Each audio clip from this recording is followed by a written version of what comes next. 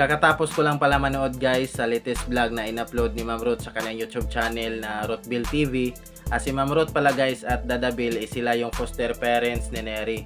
Doon sa vlog is kakatapos lang ng kanilang misa at doon sila sa kanilang simbahan magla-lunch.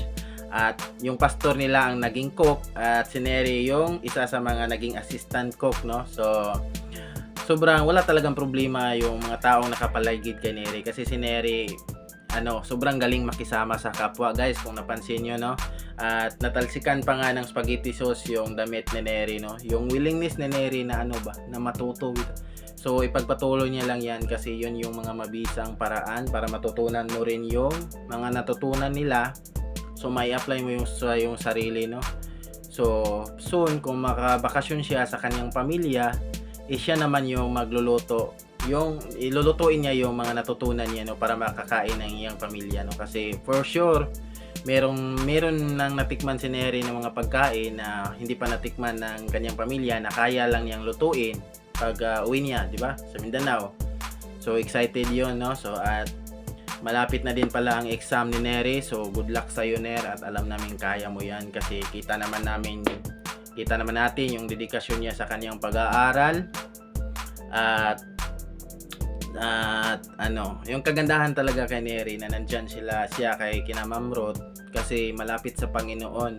Kung napansin nyo, subscribe nyo pala guys ang YouTube channel ni Ma'am Ruth, Ruthville TV, at ang YouTube channel ng kanyang asawang na si Dada Bill Once TV kung gusto nyo ng masubaybayan ang journey ni Neri, no?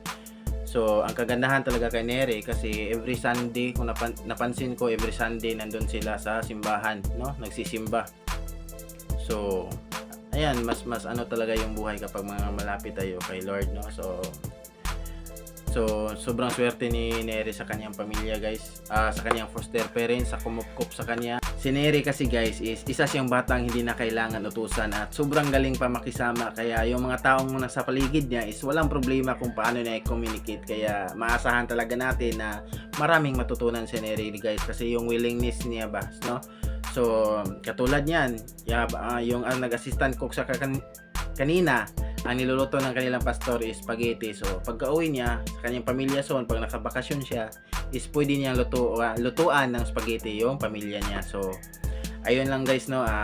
Subscribe niyo ang YouTube channel nila Ma'am Ruth, Ruthville TV, at sa kanyang asawa na si Dada Bill Once TV.